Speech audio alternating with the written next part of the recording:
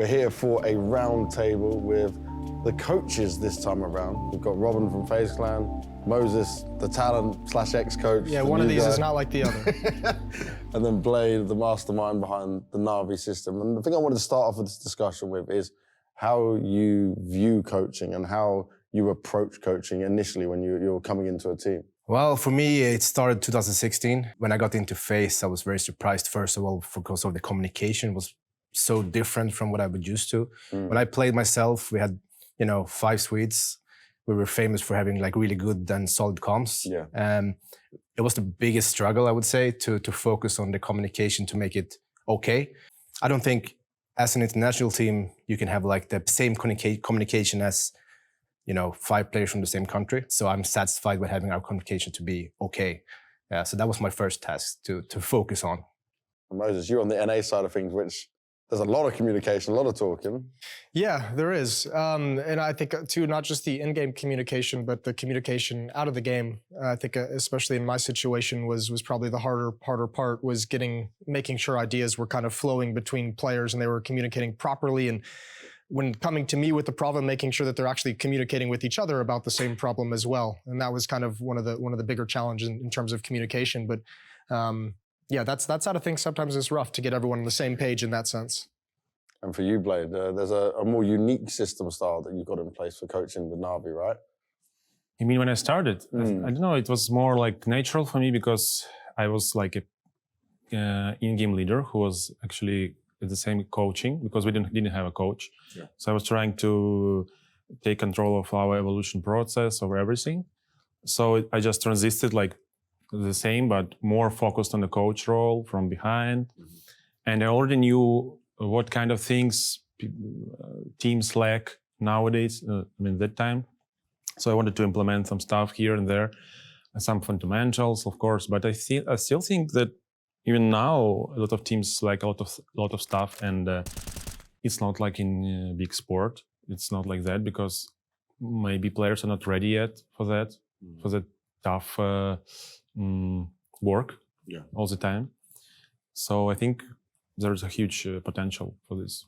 Nice. And relationships with players, how important is it to have a good relationship with them? Should it be like a close friendship with it so they can come to you with anything? Should it be a bit more business style so that if you need to tell someone off, you're going to be a bit harsher? I think you need both. I think it depends on the situation and like where you are. I think it's very important that you need to talk to your players, make sure that they are, in the right place, coming to the tournament, feeling good, both personally and with the team. I think like the attitude you have and who you are and how you're like treating your teammates and everything, I think is very important in Counter-Strike. I think you need to be like a unit, and you don't need to love each other, but you need to like playing with each other. And also, I also believe in having fun together. It's very important. But in the end, we're not here to be best friends. We're here to form the best team in Counter-Strike, and we need to be professional about everything. I think that understanding of a coach within a team over a long period is super critical, that you know how to manage those relationships, because you're not only managing your relationship, but then also understanding where the clashes are coming between players and personalities within the team and understanding how to kind of diffuse those or how to kind of work through them. So yeah, there's a lot of complicated intersections between relationships there, and everyone's a little bit different. So kind of reading each individual player. What's it like for you, Blade? I think it's a very, very difficult question, actually. And in my vision, I think there must be mostly relationship only professional. Okay. Mostly. In future, I think it must be like this. But as we used to, I'm totally sure that nowadays people used to have more give priority to relationship in the real life. So to be more friendly, to spend more time together, and so on and so on. But, for example, we have a very good example of Na'Vi 2010. Players were hating each other in real life. They weren't friends. This one hates this one hates this one. But then they come to the server and winning like everyone. So they show that it doesn't matter. But of course, it gives you a boost of, maybe some trust. But if you have professionalism on a high level, you will trust. I think there must be more things like respect. Yeah. Yeah. If you respect your teammates, but you really angry on them for something like for vision of life or some values, I don't know, but still you respect them on the server, it's more important. But yeah, it's really, you must have a balance, I think. I think one of the more interesting parts about that too, especially with the rise of so many international rosters, and you probably deal with this more than anyone, is like not just relationships between people, but cultural ways of addressing situations, and in cultural ways of some cultures a little bit more emotional, a little bit more in your face, and some are a little bit more passive, and some are a little bit more kind of sit back. And that kind of cultural interaction is going to become, I think, more and more of a conversation piece as more international rosters get put together. Yeah, I agree 100%. Yeah. It's exactly how it is. I think, with FaZe, we have many different cultures, and we had in the past as well. It's tough to make everything work. Like, it's hard to show up to practice every day with different cultures, different views of the game, and make it work. And I also, something that I think is important is like, you need to come to practice and have a good attitude. And I also want the guys to have fun. I want them to look forward to practice. Like, if you're hating each other, and if you don't like each other, and you have, it's gonna be a bad vibe, and bad vibes is never good. I don't think so, at least. No, definitely not. And Moses, I want to ask this for starting off with you on like coaching styles, because we look at it right as talent and say, oh, there might be one who's more of a motivator, more of the one that's having to lead and be doing all the game styles. How do coaches have these styles? How would you do it? How does it work? I think stylistically, I know I ran into some difficulties, but more trying to facilitate communication and kind of the emotional and team side of things. I wasn't super heavy into like the detailed tactical side of things. And I think stylistically can be tough right now too, because I feel like the game is played from a player perspective. There's so many micro details now with how smokes are utilized or how you actually challenge around a smoke, that you can come in with like a great big picture idea, but you need that feel of the players to help you kind of fill in those gaps to make that big picture idea actually work. And that comes too with like players buying into like your overall grand idea, because sometimes there's no way you can necessarily know as a coach who's not playing the game on that level 60, 70 hours a week to know all the small details of what a specific flash means and what a specific smoke means. They need to fill in those details to help you kind of get to that end of the line of the big picture. So I think right now, it feels like a lot of the tactical coaches are having a huge impact. And also analysts, I think, are having a huge impact that look at those smaller details, because they can help the kind of coach. They can fill that bridge from the coach perspective to the player perspective. And I think that's a pretty critical function at the moment. What about for you, RobbaN? Because like we praise the IGLing and everything that Carrigan's able to do for you guys, but how much of your input is that on the strategy side? Is it more the people side? No, I think it's, you need to have a plan with your IGL and your team, how the team is going to function, first of all. It depends on which players and which IGL you have in your team. I think a lot of work is done before the matches started. I think the preparation and the practice coming to the tournament is, it's a lot. It's like probably like 90% of everything you do.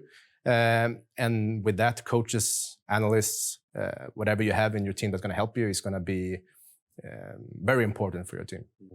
Now, Blade, you have all the papers done, right? You even had a swap in IGL. You put something like electronic as an IGL, which people may have not ever thought was possible. How did you come up with that idea to do it? Because I look at you every as like team the has papers now. You've ruined it. You ruined everything. He's got everyone with him. Every coach was like, screw this guy.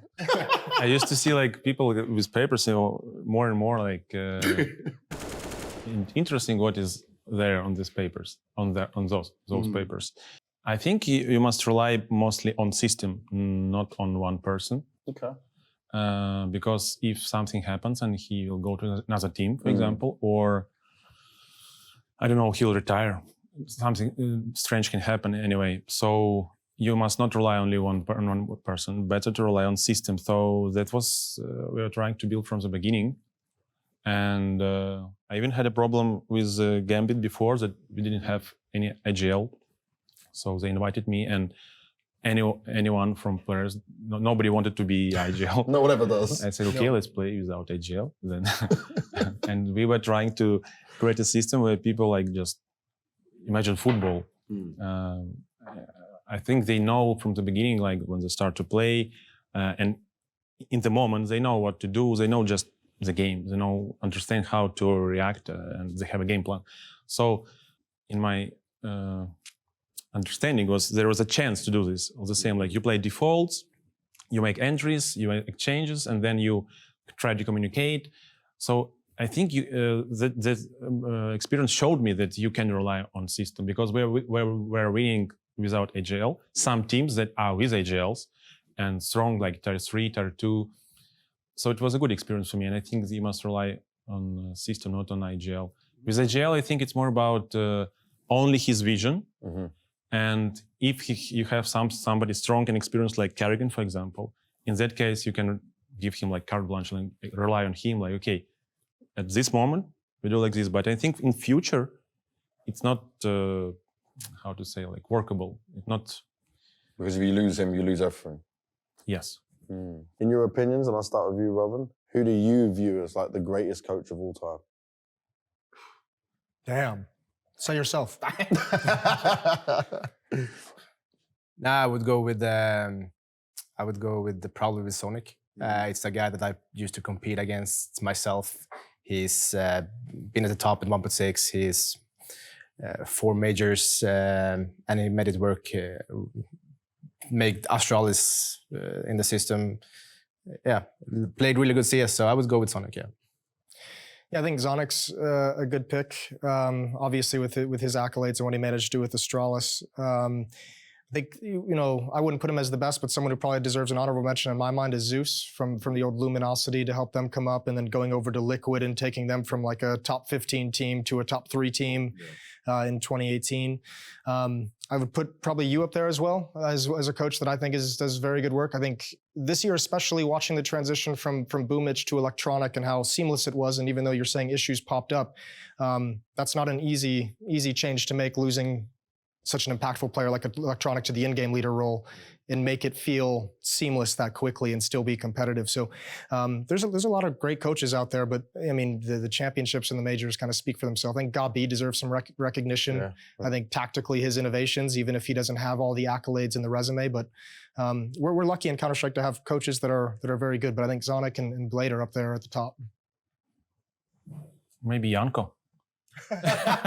And you will. He's gonna love that. You like... Okay, we don't know actually, like Moses said, what is going on behind the doors in practice, and this is the main problem. When I found out something from interviews, like you can read it between the lines, something like, because when they're answering, you still can understand what is going on. But of course, if we don't know, we can see the results. And the result says that it's Zonic, obviously, because they were first building the system. I think Astralis showed everyone what it can be and how it must be done. And I was actually admiring a lot when they were playing, like the meta with the nades, with the smokes, everything. Like, it looks like a really complete system and a really complete team. And they were winning, like, even after they were losing, and then bombed the first major. It shows, results shows everything. I think you cannot compare with Z1 at the moment. Yeah. Okay. Lovely. Guys, thank you very much. Cheers, brother. Thank you.